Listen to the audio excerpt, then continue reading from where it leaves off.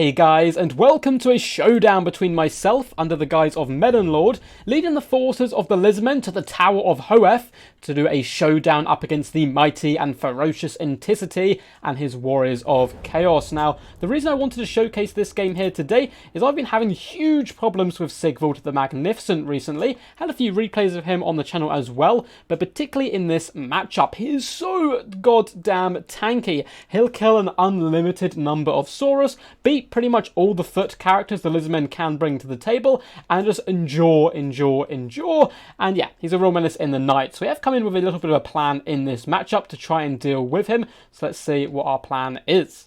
We have 2 units of skink cohorts on either side. These guys are equipped, of course, with their javelins. That's going to allow them to be a good counter-skirmishing tool, pushing back Marauder horsemen and horse masters. We have double Saurus warriors in the centre. This is a really stable core. They should be able to go toe-to-toe up against Chaos Marauders very effectively, and even duel relatively okay up against Chaos Warriors and some more of the elite troops the Chaos can bring to the table. Then in the centre pocket, we do have double Salamander hunting packs. These guys, once again, a counter-skirmishing tool. They will do absolutely massive burst damage to those pesky horsemen and horse masters, but at the same time, if he does want to go in the bit of a monster mash-up and bring, Dragon Oak Shagoffs and all those type of big scary units, Kolek and so forth, we do have these bad boys come with their 26 bonus versus large. They can certainly help burst down some of the larger targets. In the back, we do have double Cold One Spear Riders, and these guys are going to be used for the majority of the battle to protect the hunting packs, counter-play any enemy Chaos Warhounds and the like, which can wrap around the flanks, but also, once again, they're a kind of double contingency plan. If my opponent does have those big monsters, the anti-large and a good mass of these guys will be able to pin them in and securely allow the Salamanders to dismantle them. We do have 2 big dinos ourselves. We have a Feral Stegodon over on the left-hand flank, and the Thunderous One, the Regiment of Renowned Ancient Stegodon on this right, which is a huge burst damage-dealing crazed creature, which also brings down some lovely Thunderbolts. For our leadership, we have a Skink Priest of Heavens, coming with Curse of Midnight Wind and Urine's Thunderbolt. And for our lordship, we have arguably one of the coolest looking units in the entire game, the Kroxigor Ancient. He has some glorious animations. He is going to be coming in with the Miasma of Despair, Monstrous Strength, as well as the Horn of Kygor and Amulet of Itzel. And he will lose to Sigvald in a one-on-one fight, but he will be able to do a lot of damage back. So the main idea of this build, of course, is normally I don't like bringing large monsters up against Chaos because they're expected. They're very good normally up against Chaos, so your opponent tends to go with a load of Horse Masters, as we have seen is the case here, but you just need something like a Thunderous One with enough punch to really whittle down Sigvald fast enough that his regen can't counter-punch it. So a Stegodon or Thunderous One combined with the Kroxigor Ancient and the buffs he can bring to the field is my plan to dealing with Sigvald. Now for my opponent, we have a ton of Marauder Horse Masters. Looks like we've got some on the left-hand flank, some in the centre, and some out wide on the right-hand side. So it looks like 6 units all round. This is really good deployment by my opponent as well, as it's going to stretch my hunting packs in all kinds of different directions. To help deal with my infantry core, he does have double Chaos Chariots as well. And for the main kind of front line of his build, we have Chaos Marauders, we have Chaos Warriors with Halberds, Mirror Guard, which are Regiment of Renowned Chaos Warriors, incredibly ferocious combatants indeed. Aspiring Champions to help lead the line. These guys do give off a lovely little Encourage order, trying to boost up the morale of these troops, which will help them, of course, up against the big, terrifying, scary monsters.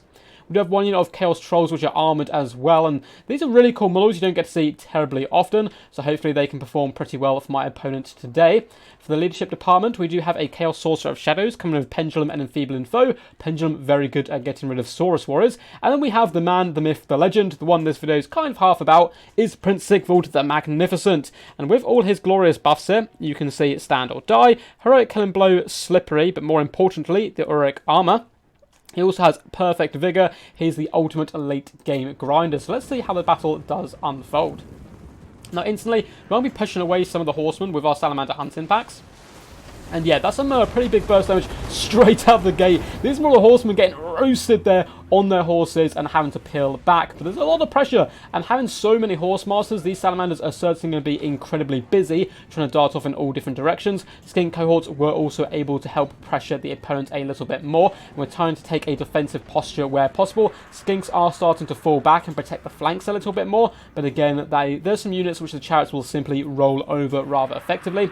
Hunting packs are going to be pushing out onto this left-hand side, but getting a little bit dragged out of position by my opponent. I want to keep as tight as possible realistically, quickly, as now the chariots are simply going to feast on some skinks or dart back onto the hunting packs. And it looks like that's what they're going to be going for, but an absolute huge barrage of flaming attacks does come in, and the Ferrostegodon could pop over, but instead he's going to be darting after Sigvald, and in comes the Kroxgor Ancient as well, twirling around like a glorious ballerina, attacking the Prince Sigvald himself. The slippery heroic killing blow have both been popped, as well as stand or die, but look at that burst damage coming in by the mighty Kroxgor Ancient. The Horn of Gygor popped is going to increase the melee attack on the Ferrostegodon, all of a sudden making it way more likely to hit, and the Thunderous One comes in. Sigvald getting a big old glorious monster mashup there as all my elite troops do come bundling in on top of him, and it looks like he's going to break very quickly. Elsewhere on the battlefield though, Mirrorguard are slaughtering Saurus warriors here, putting them to the sword, and it looks like some skink cohorts are trying to go toe-to-toe with halberdiers. Certainly not going to be an engagement that is going to favour them. In the back line, my opponent did manage to collapse inwards with all his cavalry on top of the hunting packs. We are going to counter-charge with Cold One Spear Riders where possible, but we were kind of committed out of position trying to chase down chariots, so the Thunderous One is having to peel back here as well to shut down this Horsemaster play. But it looks like he's going to fulfill his wish of forcing off the Salamander hunting packs. Over on the left-hand side, some Cold One Riders are going toe-to-toe up against Chaos Trolls, which is a pretty fun fight. There's going to be a lot of damage from both sides. Saurus Warriors desperately trying to support as well. If we have a little look in the main engagement, Ferrostegodon is kind of trawling its bum through a load of halberdiers, so he's not having the best day whatsoever, and the Kroxgor Ancient is fully on the aggressive, trying to finish off Prince Sigvald. But as you can see, he's simply going to be trotting away here, and is once again going to be able to survive, so despite the huge burst damage we saw from the start of the battle, and now he is going to be regenerating up. But I'm going to be applying the pressure where possible. Thunderous One and Kroxgor Ancient, the ultimate duo, they're like a RPG kind of team-up movie here, are going to be hunting down the enemy characters where possible, and you can see we certainly lost that infantry fight. Pretty dominant display there by the Warriors of Chaos, but if we can force off Sigvald, then the Thunderous One is a fantastic chaff clearer all round. Horsemasters do come darting in, trying to muck up our attack animations where possible, and an enfeebling foe has been popped, going to be allowing the Prince just to tank more and more. But in the distance, the Chaos Sorcerer has been caught by the Kroxgor Ancient, who's having an absolute whale of a time at this battle so far. Only 11 kills, but he's been hunting down pretty key targets. Is now surrounded by Chaos Trolls and getting knocked to the ground. He's not too much of a happy bunny there, although he's going to have the support of some Cold One Knights coming in. So a huge blob of Chaos Marauders and halberdiers and so forth are causing us absolutely massive problems here, as the Thunderous One is trying to turn around and engage Prince Sigvald, but again, he is getting a little bit mixed up there. But it looks like we have a big Thunderbolt coming down, slaughtering an absolute huge pile of Chaos Warriors and Marauders. Look at the bodies on the ground, and I think that was an Overcast Orion's Thunderbolt there. So, you know, you expect to do some damage, but that was some pretty crazy stuff. Thunderous One once again going to be applying pressure to the Mirror Guard now, and the Force of Chaos are in a mass retreat due to that magical bombardment, and Prince Sigvald is fleeing, but we're going to be poisoning him down with the Thunderous One's blowpipes on his back and sending him flying, trying to apply the pressure where possible, as we are still outnumbered, despite the fact the balance power is relatively in our favour. If these Horsemasters can rally and all of these Chaos troops come back to the fold, we're going to be in big trouble. And it looks like the Chaos Sorcerer has managed to return, as the Cold One Spear Riders have been dealt with by the Marauder Horsemen, who have relatively decent melee attacks for skirmish cavalry. And in the back line, Chaos Chariots are trying to cycle us down, but Cold One Spear Riders and that Ferrostegodon using their mass to pin them in and do some really lovely damage back. Thunderous One is saying hello to Sigvald once again, who is falling back slightly, grinding on the granite floor here, and then before get absolutely thumped and lanced. But he's going to be regenerating up. You can see a couple of big javelins are in his shield as he charges gloriously once more back into the fray alongside his Shaman, who will be applying an enfeebling foe to the Thunderous One, and this hero corps trying its best to stand the line, but once again the Prince is broken and going to be fleeing. But I'm desperately trying to finish him off. I cannot keep allowing him to return and regenerate. Kroxgor Ancient going to be swirling his attacks in once more onto the Chaos Sorcerer. Miasma of Despair has been popped, lowering the speed and leadership of all nearby troops, which is very useful, of course, when you are trying to finish off an opponent. Well, it looks like the Sorcerer is going to be able to escape for now. Prince Sigvald down to 7 health, on the other hand, unlikely to escape at this point, and a big ram right up the backside is going to slaughter the Prince of Darkness himself there.